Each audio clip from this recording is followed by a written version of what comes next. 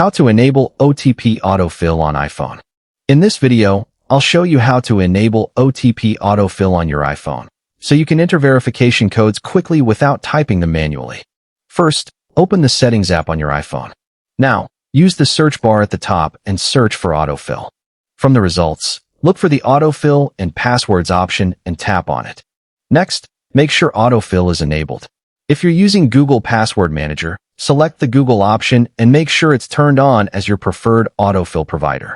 Now, whenever you receive a verification code through messages, your iPhone can detect the OTP automatically and show it above the keyboard when you're entering the code. Simply tap the suggested verification code, and it will be entered automatically. This can save you time and make signing into apps and websites much easier. And that's it. You've successfully enabled OTP autofill on your iPhone. If this guide helped you, make sure to like the video and subscribe for more useful iPhone tips and tricks.